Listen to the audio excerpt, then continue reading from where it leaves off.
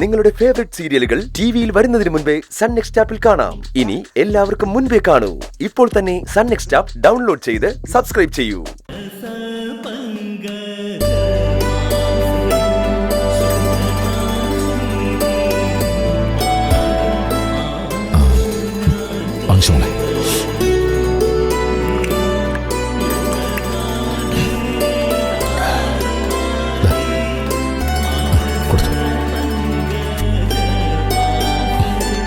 ശരി.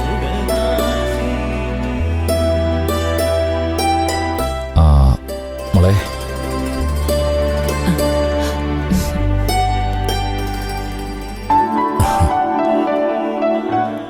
ഇച്ചൂട്ടാ,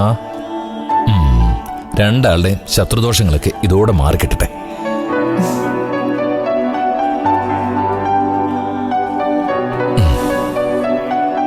പ്രസാദം വച്ച മോളെ, നമുക്ക് പോവാം.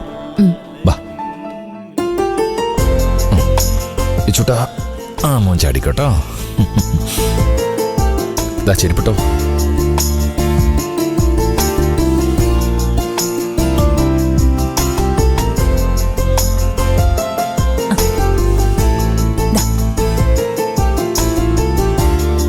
മോളത് ശരിക്ക് കേറിയിട്ടില്ലെന്ന് തോന്നുന്നു.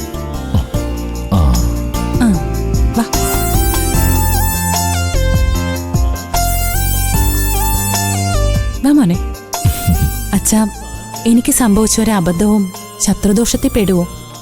അങ്ങനൊരു അബദ്ധം നിനക്ക് പറ്റിയിട്ടില്ലെന്ന് നീ തന്നെ എന്നോട് പറഞ്ഞില്ലേ മോളെ? ഞാനങ്ങനെ പറഞ്ഞെങ്കിലും ഒരു ഓർമ്മ പിശക് ആർക്കും പറ്റാലോ അച്ഛാ. പറ്റാം. ആ പിശകിനെ നമ്മുടെ ഉള്ളിലെ ശത്രുവായിട്ട് തന്നെ കാണണം. നമ്മളിലെ മിത്രം ഒരിക്കലും നമ്മളെ അപകടപ്പെടുത്തില്ല. ആ ശത്രുവിനെ അകറ്റാനാണോ അച്ഛൻ എന്റെ പേർക്ക് ശത്രുസംഹാര പൂജ നടത്തിയത്? ഇങ്ങനൊരു വിശ്വാസം കൊണ്ട് മനസ്സിനൊരു ധൈര്യം കിട്ടുമെങ്കിൽ അത് നല്ലതല്ലേ മോളെ? നേരിട്ട് ഏറ്റുമുട്ടുന്ന ശത്രുവിനേക്കാൾ അപകടകാരിയായിരിക്കും അദൃശ്യനായ ശത്രു. അതെങ്ങനെയാണ് നമ്മളെ നശിപ്പിക്കുന്നതെന്ന് നമുക്ക് മനസ്സിലാവില്ല.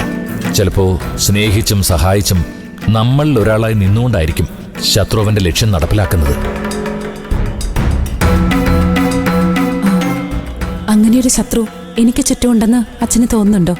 ഉണ്ടാവാം, ഉണ്ടാവാതിരിക്കാം. പക്ഷേ നമ്മൾ കരുതലോടെ ഇരിക്കണം.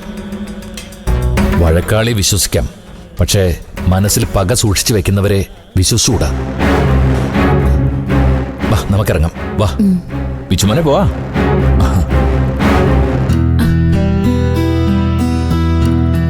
അത്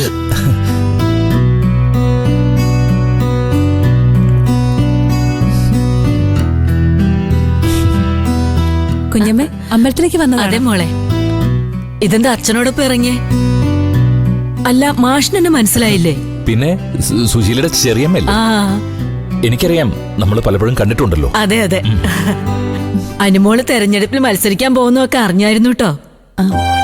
ഇത്ര പെട്ടെന്ന് ഇതൊക്കെ എല്ലാരും അറിഞ്ഞോ? നോമിനേഷൻ കൊടുക്കുന്നവരെ ആരും അറിയണ്ടെന്ന് വെച്ചതാ. തെരഞ്ഞെടുപ്പല്ലേ മോളെ, പാർട്ടിക്കാരൊക്കെ പ്രചരണം കൊടുക്കാതിരിക്കൂ. ഞാൻ മത്സരിക്കണമെന്നൊന്നും വിചാരിച്ചതല്ല കുഞ്ഞമ്മേ. അമ്മയായിരുന്നു ആദ്യം സ്ഥാനാർത്ഥിയായി നിശ്ചയിച്ചിരുന്നത്. പിന്നീട് അമ്മയ്ക്ക് മാറി നിൽക്കേണ്ടി വന്നപ്പോ അമ്മ തന്നെയാ എന്നെ നിർബന്ധിച്ച് നിർത്തിയത്. അതൊക്കെ ശരിയായിരിക്കും. പക്ഷേ സുശീലയെ മോളൊന്ന് സൂക്ഷിക്കുന്നത് നല്ലതായിരിക്കും. അവള് പുറത്തു കാണിക്കുന്ന സ്നേഹമൊക്കെ വെറും അഭിനയ. ഉള്ളിലെ ആ പഴയ സുശീല ഇപ്പോഴും പത്തി വിടർത്തി നിൽപ്പുണ്ട്.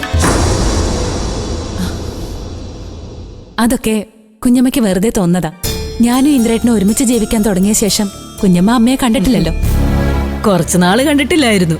പക്ഷേ ഈ തെരഞ്ഞെടുപ്പിൽ മത്സരിക്കാൻ പറ്റില്ലെന്ന് ഉറപ്പിച്ച ശേഷം വീണ്ടും സുശീല ഹർഷയെ കാണാൻ വന്നു തുടങ്ങിയിട്ടുണ്ട്.